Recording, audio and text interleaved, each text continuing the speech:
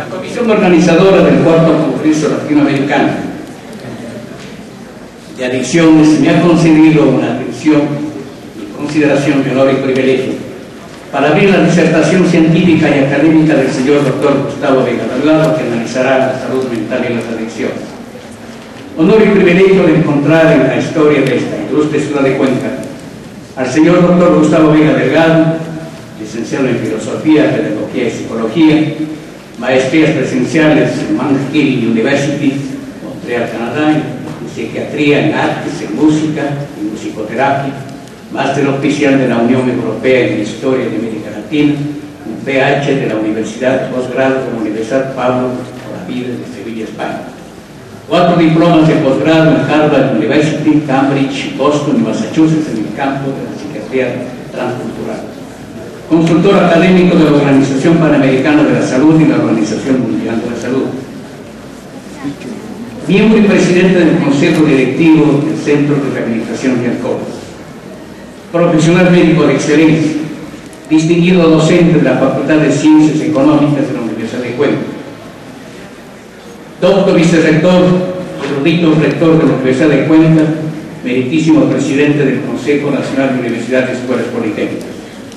Preclaro e incansable investigador e insigne escritor. Sus publicaciones son 29 sobre formación, práctica profesional y académica, medicina tradicional, antropología cultural, derechos humanos, poesía, música. Sobresaliente embajador del Ecuador ante el Gobierno Federal de México, embajador de Brasil. Ilustre y prestigioso miembro de la Asamblea Constituyente de 1998. Ciudadano de honor y dignidad. Mi venia, el señor Dr. Gustavo Vega Delgado, mi mano abierta a sus palabras.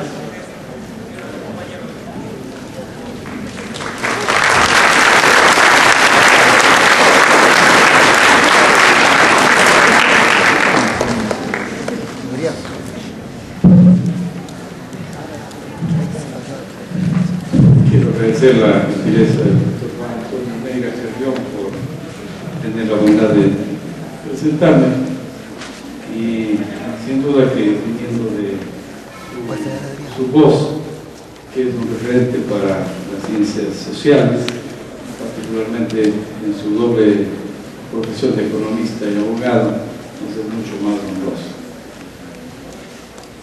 Grato de la invitación de Saúl Pacuruco, del comité organizador, y en presencia de profesores internacionales y de estudiantes universitarios, quiero comunicar, mencionando que de al menos existen 3 etapas en lo que al alcohol se refiere desde el punto de vista histórico.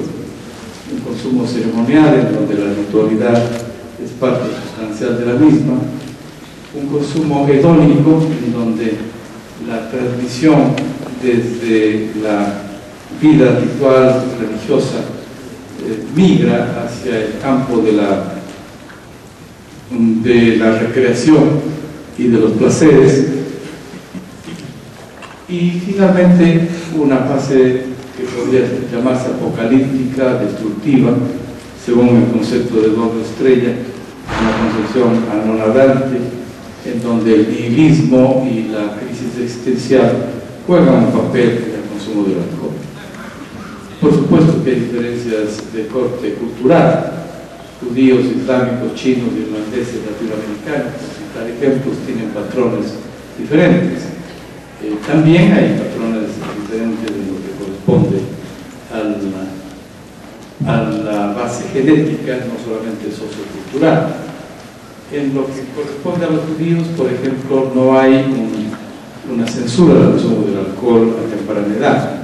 Hay, sin embargo, mucha cuando el exceso se produce. En el caso de los islámicos, más bien hay una censura en toda edad, desde la edad temprana hasta la edad adulta, y si bien es una de las culturas que menos prevalencia sobre problemas de alcohol y alcoholismo tiene, los pocos que hacen alcoholismo, una vez que han sido rotos los cánones religiosos, sus alcohólicos son mucho más problemáticos que aquellas culturas tolerantes del alcohol. Se ha analizado que en el caso de la población China, asiática más ampliamente hablando, parece haber una pobre presencia de desdoblamiento del acetaldeído en el hígado, de tal forma que es más rápida la intoxicación, el flashing, en cuanto al consumo del alcohol.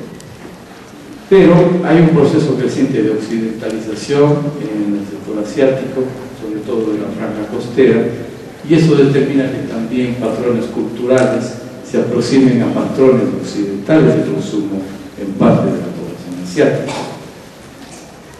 Sigue siendo la población irlandesa la que tiene más tasa de alcoholismo, adicción y beber problemático en el mundo, al menos 3 y 4 veces más que el resto de la población.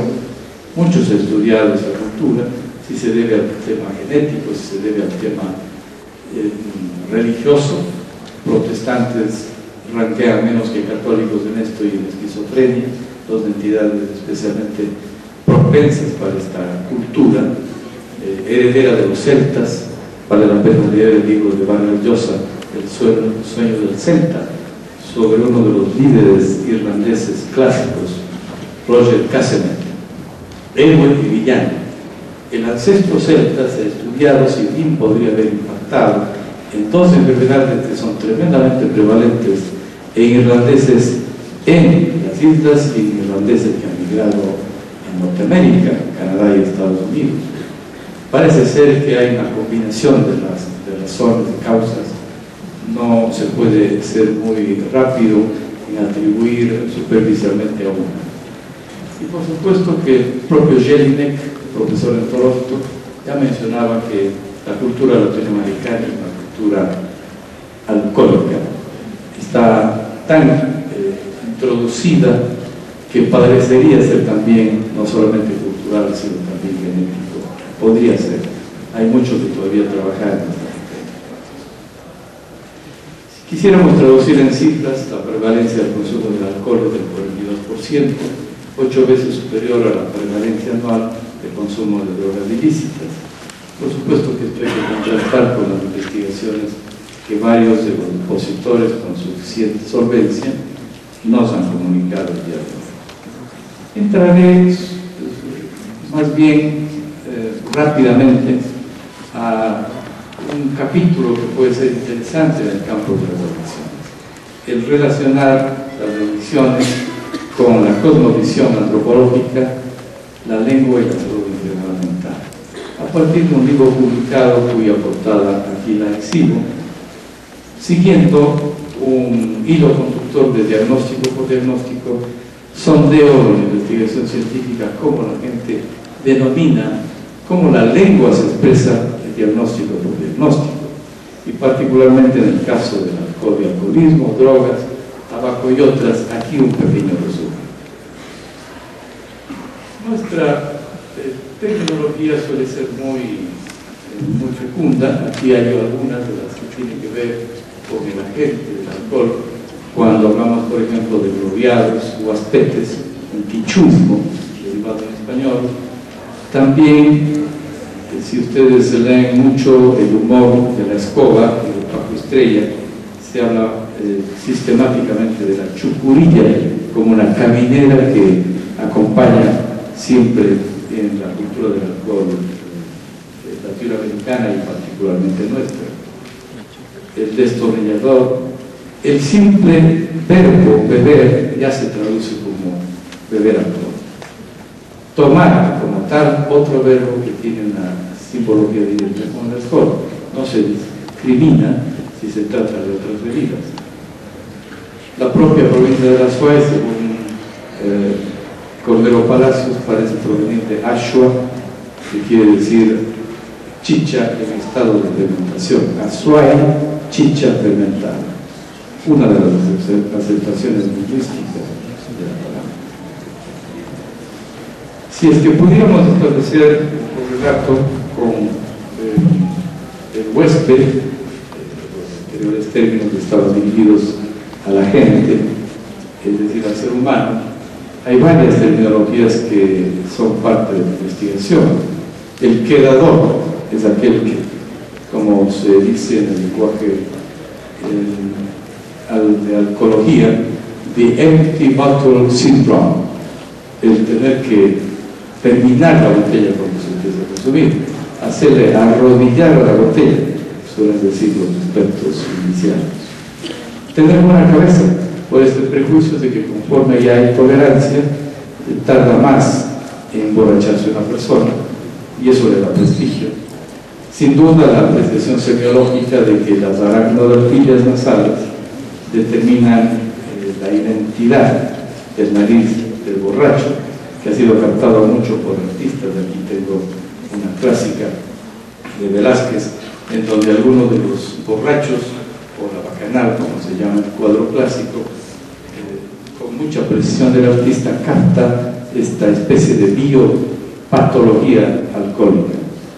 Otros términos: pluto, pepo, chispo, chispín, picado, la culebra, chumado, mamado, que hay una correlación con el psicoanálisis freudiano, por supuesto, el término del seno materno, la conducta oral regresiva, jugo, hecho funda, hecho avión, servir arando, chuchaxi. Son concepciones lingüísticas propias que pueden explorarse mucho en cada cultura en correlación al alcohol.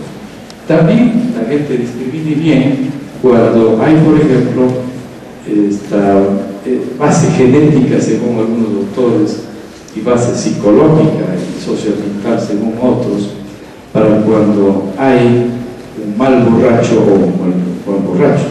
Es decir, cuando con poca sustancia alcohólica el sujeto pierde la cabeza y entra en etapas agresivas, violentas, anonadantes. Algunos referentes en relación al medio: hemos hablado sobre el agente, el huésped y el medio. En cuanto a las sustancias del consumo del alcohol, la lingüística es muy amplia. Se habla mucho de lo que sea su voluntad, es decir, una especie de constituirse un buen anfitrión para aceptar el consumo de lo que le dé. El huésped acepta lo que sea la buena voluntad del anfitrión. Y un beber callimanta. El doctor Juan Antonio Neira Carrión sabe quichua y conoce lo que significa la palabra callimanta, es decir, que un beber particularmente pausado y sistemático, lo que podría ser el adicto en la concepción de la terminología alcohólica, el que bebe todos los días, más allá de un beber continuo, es un beber permanente con horarios casi circadianos, un beber permanente, un beber calimán. La sentencia es: cuando se bebe con gusto no hace daño. Esta es una concepción cultural muy metida en carnes, porque, por ejemplo, el clásico bebedor latinoamericano es un bebedor de jorga, de amigos, de familia. El beber problemático norteamericano es un beber solitario, complicado, existencial, mucho más depresivo, y por tanto que alimentaría una salud mental más deteriorada que en el beber solitario. De alguna manera, las frases tienen un profundo sentido que hay que analizarlos mucho más hondo. Y algunas creencias que tienen a veces que ver con la micción, como para exorcizar los lugares estos de que la micción debe ser practicada en las cantinas para curar eventualmente a los alcohólicos que allí beban. También hay costumbres. La migración en el Ecuador es muy alta. Los migrantes de retorno al medio rural toman whisky y echan al suelo el resto del contenido de la botella, no siempre como un acto de vanidad o de orgullo, sino es una especie de aplomo y prestigio conseguido en que se desperdicie el resto del alcohol como un símbolo de abundancia. Tiene que ver mucho con el concepto del poder postergado que un migrante siente fuera y el deseo de retomar niveles de poder postergado en ese entorno. En el propio ritual de las excavaciones incásicas de Todos los Santos y cásicas de Cañaris, se debía echar trago por todas partes y en cada paso que se haga el movimiento de la tierra. la vieja creencia antropológica del antimonio, que al abrir ruinas podría el mal aire poder producir un daño cerebral irreversible. El antimonio tradicionalmente se ha curado con ritualidades frente al alcohol. Explorando reacciones de la lingüística frente a las farmacodependencias, a su vez es muy abundante lo que nos trae la concepción antropológica y la lengua. Referentes frente a la gente: jama, seca, vicio seco, blanca, cañón, pistola, pito, taco, hierbabuena, polvo de ángel, maduro con queso, ya lo dijo un expositor anterior, macerola, cuchita. Es decir, hay una serie de sinónimos que en el lenguaje a veces hermético y críptico de quienes hacen finalmente una farmacodependencia se entiende con terminologías muy sutiles. He acompañado algo sobre la ilustración de Salvador Dalí, que el surrealismo es mucho más próximo a entender el mundo caótico de la mente. Algunos datos en cifras: 230 millones de personas, 5% de la población adulta, consumieron alguna vez droga ilícita en el 2010. Los consumidores problemáticos de drogas, aquí se incluyen varios diagnósticos, incluido el tema de hepatitis, VIH y SIDA, suman 27 millones de personas, un 0,6% de la población adulta mundial. Las cifras son realmente espantosas. La estadística tiene el mérito a veces de asustarnos, aunque no siempre nos convence. El opio es otro mundo, sobre todo en el lejano oriente, aunque cada vez más se incorpora a patrones de consumo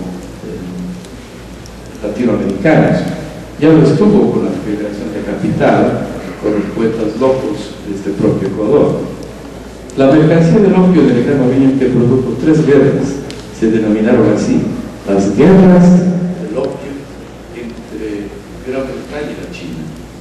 Miren ustedes que recién en el 2000, aunque a medias, no totalmente, Hong Kong dejó de ser una prenda de Gran Bretaña y se reincorporó al territorio de la República Popular China oficialmente.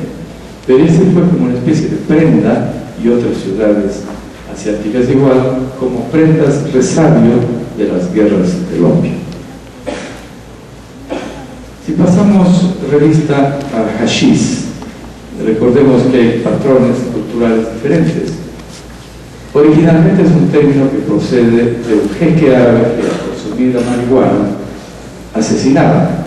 El príncipe Hassan, veniente de lengua española, se deriva de la palabra asesino. Hassan, aunque escrito con H, luego asesino sin H en lengua nuestra.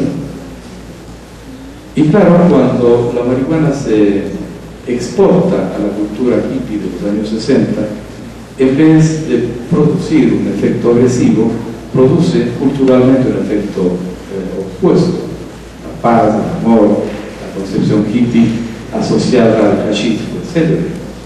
Eso le posibilitó a Merton producir la teoría del comportamiento cultural progresado. Es decir, que no es la droga la que produce un efecto químico dado, sino la cultura la que matiza los comportamientos al margen de la química. Es un tema siempre de debate, porque Rado, por ejemplo, demostró que hay una farmacotimia. Se ha demostrado que hay otros efectos de placer gástrico, inclusive en el consumo. Son temas que siempre están bajo debate y no hay que tomarlo en forma dogmática. Nuevamente, en síntesis, el cannabis sigue siendo la droga ilícita más consumida en todo el mundo. Prevalencia anual entre 12 y 5, entre 119 y 224 millones de consumidores de cannabis en el mundo, 20 millones tan solo en Estados Unidos. Sin embargo, se debate en el país y en tantos otros lo que originalmente Holanda produjo pioneramente. Holanda, a partir de su conducta tolerante, a pesar de practicar una religión protestante calvinista, Calvino, recordarán ustedes que era el teólogo más rígido de todas las tendencias protestantes, estaba prohibido, entre otras cosas, maquillarse a las mujeres y más rigideces de la cultura protestante de Calvino, a pesar de que Olatra, calvinista como era, dio un boom en el mundo cuando abrió tres brechas fractales en el mundo de las ciencias de la sociedad. Fue el primer país que despenalizó las drogas, el primer país que despenalizó el aborto y el primer país que liberó de la presión de la ley a los homosexuales. Tres tolerancias inéditas en el mundo en la mitad de un país calvinista, que vale la pena en otro momento. Es un tema complicado que habría que analizar las razones, pero que son expresiones propias de la contradicción que a veces se tiene en las culturas. La dietilamina del ácido lisérgico, recordarán ustedes que los laboratorios Sandoz, inclusive con el nombre de Delicid, permitía a los médicos y psiquiatras trabajar con fines terapéuticos con el LSD. Este parásito del cornezuelo del centeno, la Rhizopus purpurea, a partir del cual se extrajo la LSD. La utilización inclusive terapéutica del hashish probada para temas de cáncer, para la terapia del dolor y otras, en forma controlada. Sin embargo, la concepción del LSD fue una especie de síntoma de una cultura que se rebelaba contra aquella que se bañaba todos los días el cuerpo y ni una vez al año el alma, conforme la cultura hippie de los 60 y 70 produjo. Luego vendrían los punk y los yuppie, una diferente forma de ver la vida, pero fueron épocas en donde se visitaba el Tíbet y Nepal. Katmandú fue un lugar de llegada de culturas contrahegemónicas, y una clásica composición de los Beatles nos recuerda esta especie de mimetizada exaltación del LSD, Lucy in the Sky with Diamond. Una época interesante que tuvo que ser analizada en contraste a las referencias de los fármacos. Con más superficialidad, más bien telegráfica, mencionaré algunos referentes lingüísticos sobre el huésped: novia, mandarina, coba, hierboso, pastoso, trabado, volador, maracachafa, grifo, soluca, solujero, irse de punta, irse de tarro, volar. Son captaciones de la lingüística relacionada con el consumo de drogas. También en el tema de la lingüística y la droga vale la pena echar mano de los apodos y de los seudónimos que han usado varios capos de la droga. Manuel J. Calle, uno de los brillantes periodistas de la historia ecuatoriana, era capaz de escribir 4 artículos al día en diferentes periódicos con seudónimos diferentes, con estilos que desconcertaban al poder. Uno de los más proficuos escritores que tenía en Ecuador. En el caso de Fernando Pessoa, un poeta y quizás de los mejores en lengua portuguesa, tuvo 82 heterónimos, confundía a sus lectores con diferentes identidades, 82 heterónimos. Y quizás esto ha permitido también que en el campo de la droga, cuando esta se vuelve mercancía y se vuelve tráfico, también los capos tienen sus propios santos y señas. De los clásicos actuales, Amado Carrillo Fuentes es el Señor de los Cielos, Joaquín Archibaldo Guzmán es el Chapo, Ramón Arellano Félix el Doctor, Osir Cárdenas Guillén el Loco, el Patrón, Padrino, Memo y el Viejón, Heriberto Lascano el Verdugo, el Asca, Ismael Zambada el May. Es decir, son ciertamente códigos secretos, herméticos, o por lo menos discretos en la concepción de la lengua cuando se trata de buscar identidades lingüísticas con los señores de la droga. Muchos de ellos verdaderamente los más altos y buscados narcotraficantes del mundo. Varios de ellos llegaron ya a Colombia y están en México. Los carteles de México han sido un poder contestatario del propio Estado, tanto que ahora se habla de que el poder de la droga en México es más fuerte que el poder del Estado en sí. Creencias que se derivan también sobre el tema drogas. Para curar el insomnio se pone un pétalo de flor de floripondio bajo la almohada. No he hecho la prueba, podemos buscar en el taller. Pasemos revista rápidamente sobre el trabajo. Cuando el pirata Sir Francis Drake, el que dio el término Drake al trago que servimos en el Ecuador, expuso ante la reina de Inglaterra el uso del tabaco, que era pues obviamente una planta originaria de América y no de Europa, no la conocían. La reina Elizabeth I respondió: hasta aquí he conocido hombres que hacen el dinero humo, y es la primera vez que se puede hacer del humo dinero. Esta anécdota de la historia, sin embargo, tiene alguna confrontación con otro pirata famoso, Sir Francis Raleigh. Para unos es Drake, para otros es Raleigh, el que fumando frente a la reina dio el salto al poder de la mercancía del tabaco, que luego los holandeses les arrebataron a los ingleses del comercio mundial. En cifras, la prevalencia del tabaco es 10 veces superior a la del consumo de drogas ilícitas.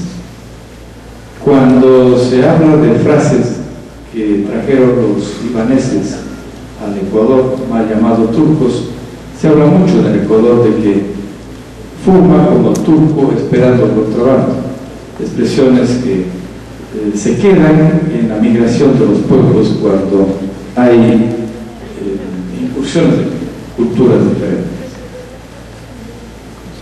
En el caso del tabaco es curioso, paulatinamente, en una época en donde la equidad de géneros se medía por equidad de derechos y de privilegios, el consumo del tabaco en la mujer estaba asociada a las primeras etapas del feminismo. Sin embargo, eso ha ido cambiando. Ahora se centra más el tabaco en las clases sociales bajas. Paulatinamente las medias y las altas han ido abandonando el consumo del tabaco en cuanto a adicción. Siendo la coca una droga que es de los Andes, propia de los Andes, desde introducido en coca, asimismo cabe un recuento de 3 épocas. La primera, el consumo ritual y ceremonial, ligado a las religiones, a los actos espirituales. La segunda, más bien apocalíptica, época en donde los encomenderos y los dueños de minas, para producir más, les ponían a consumir coca a los mitimaes para tener más producto, más capacidad de trabajo, anorexia e insomnio. Y una tercera época que convierte a la coca en droga, mercancía, en la época de los cárteles, que son tan despiadadamente asuntos de poder contrahegemónico en el mundo actual. Ha bajado el consumo de cocaína paulatina y relativamente de 136 millones a 27 en el 2009. Esta cifra hay que manejarla siempre con duda. Parece ser que en Europa ha crecido de 14 a 33 millones. En América del Sur, que es el tercer mercado mundial, está creciendo aceleradamente. Parece que hay una especie de estancamiento y un leve crecimiento en Asia y en Rusia. La capacidad de reproducción del narcotráfico está en el tráfico a gran escala. Se habla de que el tráfico de cocaína a gran escala mueve 20.000 millones, igual que la heroína. En Colombia, según un estudio de la Universidad de los Andes, el negocio de cocaína mueve entre 7.000 y 9.000 millones. La heroína se ha convertido en un consumo mucho más sofisticado. Los heroinómanos en la época intelectual del Ecuador del principio del siglo XX fue notorio, bastante entrada la Primera y la Segunda Guerra Mundial. La poesía, la vida universitaria, intelectual, estaba muy ligada al consumo de la heroína, consumo además caro. Saben ustedes que es un producto semisintético del opio que es tremendamente costoso. Sin embargo, parece tener una línea de crecimiento en Occidente. Aquí una referencia de México, que produce y distribuye marihuana, cocaína, heroína y metanfetamina para la mayor parte del mundo. Su mayor mercado es Estados Unidos, que compra el 90% de la cocaína de México. Se le atribuye a Porfirio Díaz, el presidente dictador de 40 años de México antes de la Revolución, la frase que puede ser antes que él, más bien anónima, pero atribuida a él: pobre México, tan lejos de Dios y tan cerca de los Estados Unidos. Su fatalidad de ser línea de frontera le ha convertido a México en la principal zona de narcotráfico actual y de agresión. Es una actividad tremendamente lucrativa. Genera ingresos anuales entre 35.000 y 45.000 millones de dólares. Y el beneficio tremendamente alto, 80%. Un tema que es asunto de controversia actual es que los dos últimos gobiernos de México parece que tomaron partido por financiar solamente o auspiciar bajo la mesa solamente a uno de los cárteles, el de Sinaloa, en contra de los otros. Por eso la violencia parece que se ha incrementado en el pasar cuentas al Estado por temas de discrimen en el manejo del auspicio. El uso de cocaína alguna vez en la vida, 2.1% de los entrevistados. La prevalencia en el año, 0.6, con diferencias entre géneros. En el caso del Ecuador, la policía incautó 268.766 gramos de cocaína. Cada vez más el Ecuador deja de ser un país de tránsito para ser un país productor de cocaína. Ya no estamos en época solamente de ser un corredor entre Bolivia, Perú, hacia Colombia. Es diferente la patología social que tiene el Ecuador ahora. La edad promedio del primer uso de cocaína es 19.5 años. Ciertamente que el alcohol, el hachís es más pronto. El 75% de los que han consumido lo hicieron por primera vez a los 22 años. Por tanto, el consumo no es tan temprano en la vida como algunas otras drogas. La violencia, el saldo es realmente devastador. 40.000 muertes violentas vinculadas al narcotráfico en México. Guerra entre carteles. Tenemos ahí un verdadero consumo institucionalizado. Los mercenarios, el tema de la banda de los Zetas es muy conocido, o los del cártel del Golfo.